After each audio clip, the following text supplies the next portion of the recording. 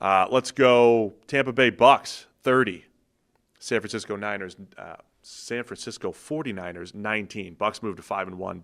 Niners fall to 4-2. Baker Mayfield does it again. He's like the story of the league now, Sam.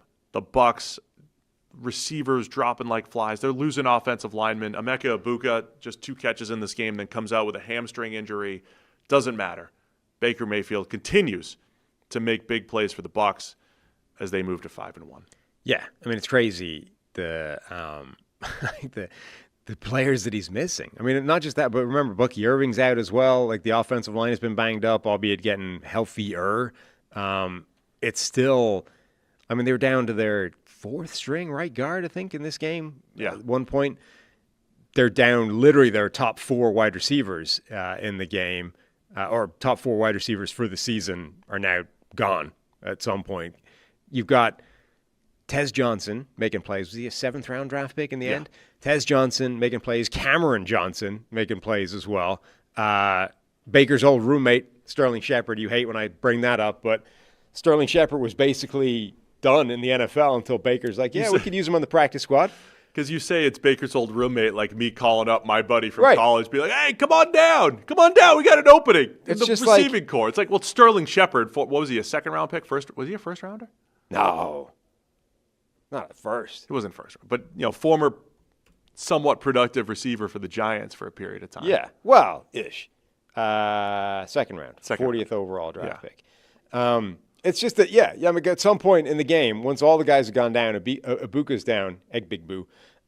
Once he's down, it's Baker's receiving core is his old college roommate, who the NFL was done with before Baker gave him a phone call, Tez Johnson, who weighs like 150 pounds, and then the other Cameron Johnson, who no one had heard of. It's like, what is this? And not only are they making it work, but deep strike to Tez Johnson, like they're big plays being made. It's crazy. And then, even on top of that, you've got absurd signature 3rd and 14, Baker Mayfield avoiding chaos in the backfield, breaking through tackles, extending the ball over the line and getting the first down. That's what I'm calling just nuts. The Baker Quake. Forget the Beast Quake. Last year we had the Bucky Quake, Bucky Irving. This was the Baker Quake. I mean, I'm watching this play thinking there's no way he could do this again. Because earlier in the game, he actually did get sacked. Michael Williams had the first sack was that the first sack of his career? Anyway, he had stumbled into a sack because Baker Mayfield didn't navigate the pocket well for one play. And so he's navigating the pocket, and was it 3rd and 14 on that one? Yeah. And I'm like, there's no way, right? They had him dead two or three times. Even once he gets out of the sacks, you're like, okay, fine, that's nice. Right, it'll be a 5-yard gain, 8-yard gain, and he still finds a way to convert the first down. Incredible play. And then was it the very next play?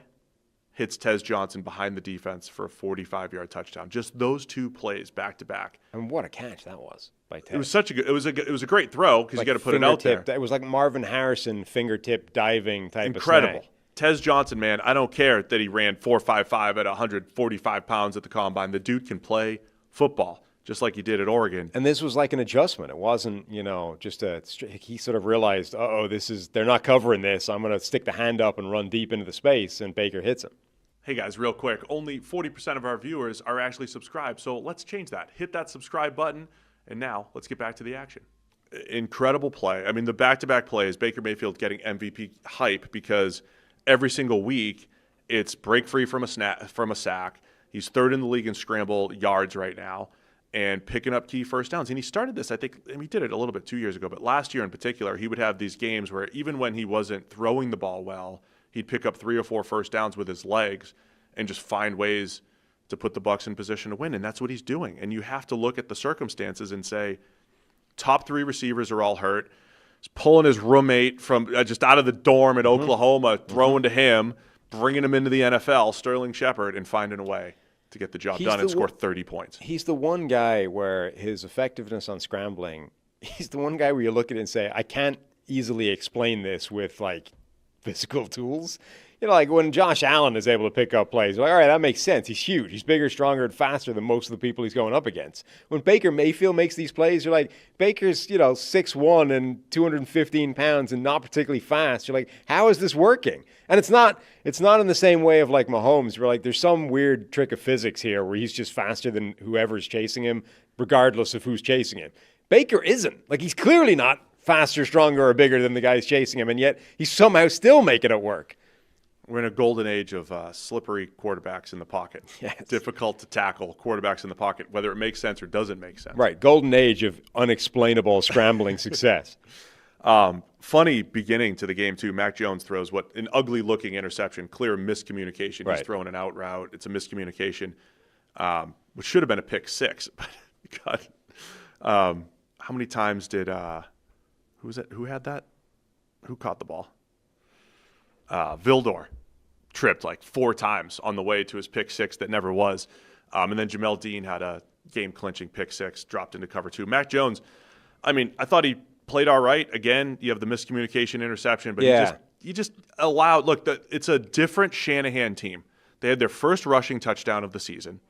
They are not running the ball effectively. Christian McCaffrey still not – like historically badly for this team. Like it's like the first time they've gone 10 straight games or something with like 85 or fewer rushing yards, which I think was the first time in franchise history that's ever happened. Yeah, and they were still having like on a team that's supposed to be at the other end of that spectrum. And it's not like the offense hasn't been great, but they were winning games, and it's Mac Jones without their top 2 or 3 receivers. Yeah. And just getting Kendrick Bourne big plays in there, giving him opportunities, Jake Tonjes making plays, McCaffrey out of the backfield. And, they're stitching it together as well. So Mac Jones is going to have it's a very weird analysis this week for him because, like, he puts up almost 350 yards.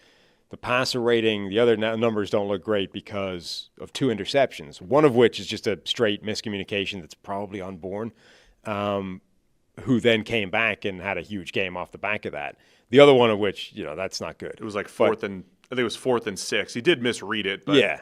So it's bad, but it's 4th down, but it's at least one seriously negative play. The other one doesn't really count. But then outside of that, like he's absolutely feeling these deep to intermediate in-breaking classic Shanahan system plays. And like you're seeing this combination of like Alabama anticipation Mac Jones plus Shanahan dialed up 20-yard in-breaking routes off the back of play action. Yeah. And they're like, he is dialed in on those. He is just firing those with amazing success. And okay, that's not necessarily enough all the time, but those plays look spectacular. Imagine if the Niners just had him. They just drafted him 3 overall. They could have 3 Super Bowls probably. So it's tough from an injury perspective for the Niners, and that's the other big story with this one. Fred Warner, ankle injury, out for the season.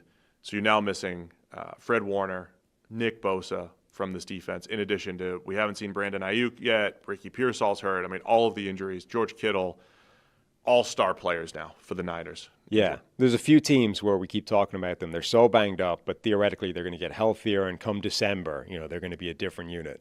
You could say the same thing about the 49ers, and the fact that they've won a bunch of these games early has been huge, but the 2 most important players they've lost, they're losing them for the season. Nick Bosa's already out for the year, and then Fred Warner's ankle injury, just such a horrible freak injury as well, like rolled up on, just unlucky, and then that's the ankle done, and he's done for the year as well. 2 of the most important players in the NFL, 2 of the 10 Defensive Player of the Year candidates in the NFL in any given season, they're as important as you could possibly get, and you've lost them both from the same defense in the last couple of weeks. The play we talked about a little while ago, Levante David had what should have been or could have been a strip sack. He punches the ball out. Mac Jones, they barely had his shin down. Shin counts before the knee. If it was just the knee, probably would have been a fumble. It was a big play at the time. It was a 1-score game. Would have put the Bucs in field goal range to make it a 2-score game. They ended up punting the Niners instead. But that was really close. It was like that Saints-Patriots play that you'd mentioned. What was interesting about this one is that they overturned it. They called it a fumble they called it a fumble live, and then on replay overturned it. And look, it was one where it was like a bit like the Saints one on Juwan Johnson, where the punch is coming in. The punch takes place before whatever it is down. But it's like, does he lose control before that happens? And they're like, nah. But either way, there's like frames in it, like super slow-mo. Oh, yeah. We're talking 1 or 2 frames in either direction. I'm kind of amazed that they decided that was conclusive enough to overturn that call, whether or not you think it was the right call or not. Like, generally speaking, it's supposed to be, is there incontrovertible evidence or whatever the term is? I'm not sure you can call that incontrovertible based off like a frame here or there where it's debating, is it out now or not? So coming out of this, we have a showdown next week. Bucs and Lions, part of the Monday night doubleheader next week. Bucs at Detroit, 5-1. Tampa Bay, 4-2. Detroit. Niners are on Sunday Night Football, facing the Falcons. Falcons play tonight, of course. They're 2-2 currently, but the Niners 4-2, along with the Rams and Seahawks in the West.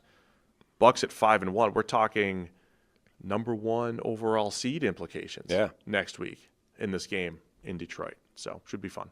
Thanks for watching all the way to the end of the video. Check the Mic is live every Monday, Wednesday, and Thursday, so be sure to hit the subscribe button so you don't miss a thing. And the all-knowing algorithm is convinced you'll also like these videos, and who are we to argue?